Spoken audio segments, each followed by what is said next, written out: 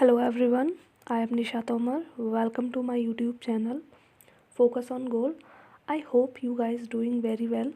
In this video, we will talk about how to crack UPSC EPFO in 4 months.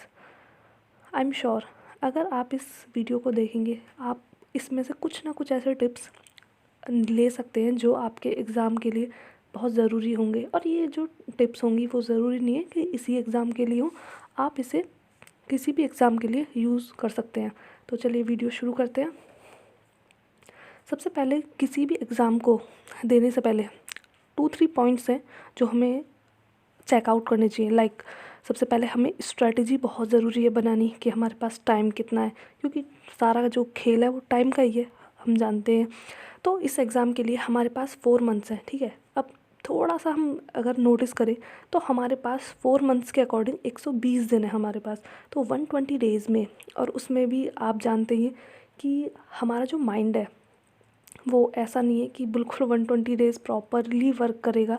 कुछ ना कुछ ऐसे problems होते रहते हैं जो हमें प्रॉब्लम्स क्रिएट कर सकते हैं। तो एक मार्जिन लेके चल सकते हैं कि सपोज़ 110 हमारे पास ऐसे डेज़ हैं जिनको हम हमारे एग्ज़ाम के लिए यूज़ कर सकते हैं। तो जो हमारा टारगेट है वो कितना है, 9 मई ऑफ 2021। हमारा जो पेपर है वो 9 मई को है, तो उसके हिसाब से हमारे पास 4 मंथ्स है। तो शुरू करते हैं कि हम इन 4 महीनों को अपने एग्ज़ाम के लिए कैसे यूज़फुल बना सकते हैं। तो देखते हैं आगे। सबसे पहले हमें एग्ज़ाम पैटर्न जानने की बहुत ज़्यादा ज़रूरत होती है। इस एग्ज़ाम का एक बेसिक फंडा है कि सिर्फ 2 राउंड है। सबसे पहला रिटन एग्ज़ाम, ये हमारा 100 मार्क्स का है जिसमें हमारे 120 क्वेश्चंस होंगे। जो इसका वेटेज है वो सिर्फ 75% है। और जो दूसरा राउंड है वो है इंटरव्यू, ये 25% वेटेज का है, लेकिन इसमें भी 100 मार्क्स का है। तो हमारे पास 200 मार्क्स का है। तो ये एक होता है ना स्टेजेस वाली बात का अगर हम करें तो इससे ये एग्ज़ाम सिर्फ 2 स्टेज में कंप्लीट होगा। तो एक अच्छी अपॉर्चुनिटी है आप सभी के पास कि आप अच्छे से इस एग्ज़ाम को दें और एक सक्सेसफुल रिज़ल्ट पा सकें।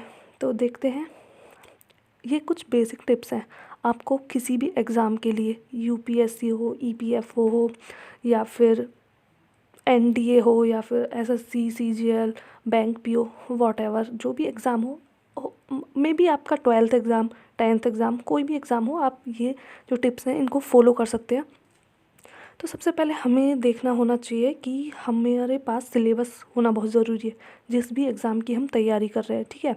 उसके बाद हमारे पास प्रीवियस ईयर पेपर्स होना वो बहुत ज़्यादा ज़रूरी है। मतलब एक बार हमें गो थ्रू होना चाहिए कि जो पेपर्स हैं वो किस टाइप से पूछे जा रहे हैं, एग्ज़ामिनर का पॉइंट ऑफ व्यू क्या है, कौन से ऐसे टॉपिक्स हैं जिनमें से ज़्यादा क्वेश्चंस आस्क करते हैं जो एग्ज़ामिनर है, ठीक है।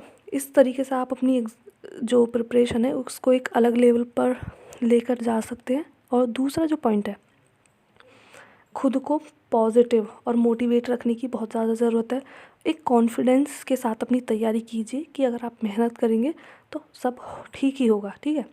और एक काम करना है आपको जो बहुत ज़्यादा ज़रूरी है, अपना डेली प्लान बनाएं, ठीक है। आपको सपोज़ कभी कभी हमारे पास टाइम नहीं होता है कि हमें कहीं जाना है, या गेस्ट आ गए, कोई फंक्शन है, फेस्टिवल है, तो बहुत सारी चीज़ें हमें मैनेज करनी होती है पढ़ाई के साथ।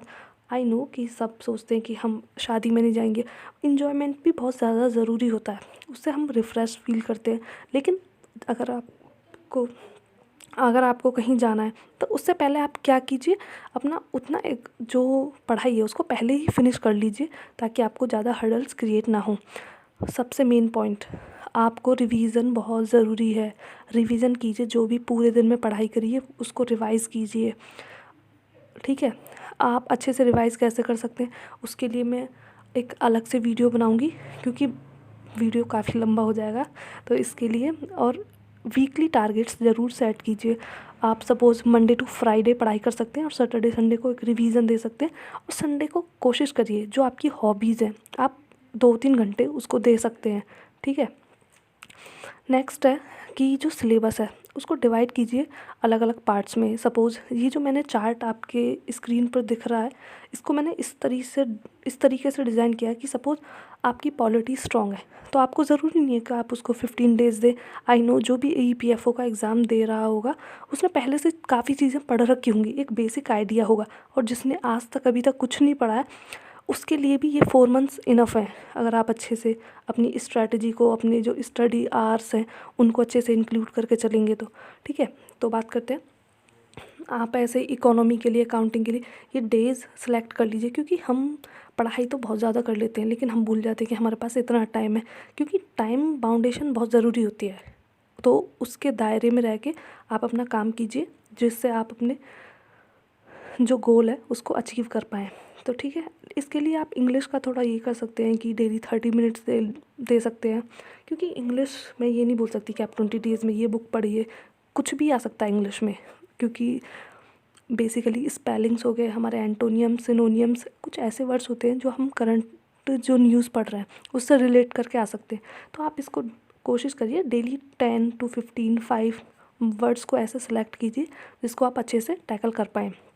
तो नेक्स्ट बात है, इस जो आपकी पूरी जो प्रिपरेशन स्ट्रेटजी होगी आप उसको 4 फेजेज़ में डिवाइड कीजिए, ठीक है। तो फेज़ 1, फेज़ 2, फेज़ 3 और ये हो गया फेज़ 4। अब देखिए फेज़ 1 में आप क्या कर सकते हैं। अब सपोज़ जनवरी में हमारे पास 23-4 डेज़ है हमारे पास, तो आप क्या कर सकते हैं कि आप 2 सब्जेक्ट्स लीजिए, 10-10 डेज़ वाले ले सकते हैं, 25-5 रेशो वाला ले सकते हैं, जो आपको डिफ़िकल्ट लगता हो, ठीक है, उसको लीजिए। और डेली क्या कीजिए, करंट अफेयर्स को पढ़िए, क्योंकि करंट अफेयर्स मिनिमम आपको 16 मंथ्स के अराउंड आपको पढ़ने होंगे, क्योंकि एग्ज़ाम जो ये पहले 4 अक्टूबर को होने वाला था लेकिन कोरोना की वजह से इसको डिले कर दिया था। तो आप देख सकते हैं कि पहले की भी इंफॉर्मेशन कुछ भी पूछा जा सकता है, और वैसे भी करंट का कोई भरोसा तो है नहीं। ऐसे ही आप मैथ्स का कर सकते हैं कि 1 घंटा आप रोज़ मैथ को दे सकते हैं, जिससे आप अपने जो भी बेसिक आइडियाज़ होते हैं मैथ्स को लेके, जो फॉर्मूलेज़ हैं वो आपकी डेली कंसिस्टेंसी में बना रहे, क्योंकि मैथ्स भूल जाते हैं कितनी भी प्रैक्टिस कर लो। जिनका मैथ्स वीक होता है उनके लिए थोड़ी प्रॉब्लम क्रिएट करता है। अब हम बात करते हैं, ऐसे इंग्लिश हो गया, ये मैंने बता दिया। ऐसे फेज़ 2 में सेम ये फेज़ 1 वाला पैटर्न ही फॉलो करना है। सब्जेक्ट, इसमें आप 3 सब्जेक्ट ले सकते हैं कि 5-5 दिन वाले, 10-10 डेज़ वाले, वो जैसे आपको ठीक लगे उसके हिसाब से आप अपना टाइम मैनेज कर सकते हैं। सेम चीज़ें हो गई।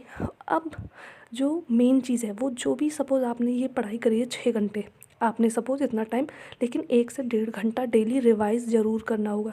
इससे क्या होगा, आप अच्छे से अपने जो भी सिलेबस है उसको लर्न कर पाएंगे। नेक्स्ट है फेज़ 3 में भी आपको सेम चीज़ें करनी है, और फेज़ 4 में भी। इस तरीके से आपका सिलेबस भी कंप्लीट हो जाएगा, इसमें रिवीजन भी, सारी चीज़ें एक साथ कवर हो जाएंगी। आप सैटरडे संडे रिवीजन को ले सकते हैं जिससे आप भूलें ना, क्योंकि 4 मंथ्स में बहुत सारी चीज़ें चेंज हो सकती हैं, और आपको पता होगा जो इतने दिन से मतलब तैयारी कर रहे हैं वो समझ सकते हैं कि प्रेशर, कंसिस्टेंसी, डिसिप्लिन कितना ज़्यादा ज़रूरी होता है। कितना भी खुद को मोटिवेट कर लें, एक टाइम पे हम गिव अप करने लगते हैं, लेकिन कोई नहीं, डेली जैसे मॉर्निंग होती है ना वैसे ही अपनी पढ़ाई को शुरू कीजिए। I hope all the best कि आप अच्छे से ये कर पाएँ। अभी आपके लिए बोनस टिप्स भी है आप देखिए, सबसे पहले करंट अफेयर जैसे मैंने अभी बताया 16 मंथ्स का आपको तैयार करना है। आप इसमें मैथ के टॉपिक वाइज कर सकते हैं। सपोज़ आपको 10 टॉपिक्स करने हैं मैथ के, तो आप 4 दिन में एक टॉपिक कंप्लीट कीजिए, पर उसको अच्छे से कीजिए। ये नहीं है कि आपने टॉपिक भी कंप्लीट किया और आप उसका क्वेश्चन भी सॉल्व नहीं कर पा रहे हैं, तो ठीक है, डू नॉट डू दैट। अब इंग्लिश की बात करें, सेम हो गया, प्रीवियस ईयर पेपर से प्रैक्टिस सेट लगा सकते हैं जो आपको काफ़ी यूज़फुल होगा। इसके लिए आप CGL के हो गए, NDA, जो भी एग्ज़ाम में इंग्लिश आती है आप उसके टेस्ट पेपर्स को देख सकते हैं, एक प्रिपरेशन को अच्छे लेवल पे ले जाने के लिए। क्योंकि इंग्लिश वगैरह ऐसी चीज़ होती है, चाहे हम ये सोच लें कि हमें अच्छे से आता है, इसको पढ़ने की ज़रूरत नहीं है, लेकिन जो 10 to 12 जो क्वेश्चंस होते हैं उनका जो मार्जिन है वो एक हमारे जो कट ऑफ है उसको एक अलग डायरेक्शन में लेकर जाएगा। तो ये कुछ ऐसे सब्जेक्ट्स हैं जो आप अपनी स्ट्रेंथ बना सकते हैं। अब जो भी ये पूरी स्ट्रेटजी है, मैंने इसको एक टाइम स्लॉट दिया है कि आप 10 घंटे लगा सकते हैं। आप अपने हिसाब से देख लीजिए, सपोज़ आप वर्किंग प्रोफेशन में कोई जॉब कर रहे हैं या स्टूडेंट है, स्कूल जा रहे हैं, कॉलेज वाले हैं, तो आप अपने हिसाब से ये तैयारी को एडजस्ट कर सकते हैं। आपके पास जितने घंटे हैं आप उस हिसाब से कर सकते हैं। तो देखिए, करंट अफेयर के लिए आप 2 घंटे दीजिए, वो भी ओल्ड वालों को। सपोज़ आपकी कोई मंथली मैगज़ीन है जो आप पढ़ रहे हैं, क्योंकि 2 घंटे करंट अफेयर्स के लिए लगेंगे, क्योंकि करंट अफेयर के साथ आपका जो बेसिक जो कोर सब्जेक्ट से रिलेटेड जो सिलेबस है वो भी कंप्लीट होगा। तो डू नॉट इग्नोर कि करंट अफेयर्स को आप ना करें। ऐसे ही आप डेली न्यूज़ 1 घंटा पढ़िए।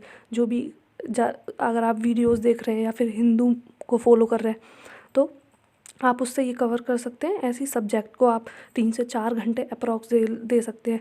मैथ्स को 1 घंटा डेली दीजिए और इंग्लिश को 15 या 30 मिनट्स, जितना आपके पास टाइम है उस हिसाब से मैनेज कर ले। और रिवीज़न जितने आपने सपोज़ पूरे दिन में ये 8 घंटे के आसपास पढ़ाई करी है, तो आप रिवीजन को 2 घंटे ज़रूर दें जो भी आपने पूरा पढ़ा है। क्योंकि कभी कभी हम क्या होता है, हम पढ़ सब कुछ लेते हैं लेकिन क्या पढ़ा है खुद ही भूल जाते हैं। आप रियलाइज़ कर सकते हैं इस बात को।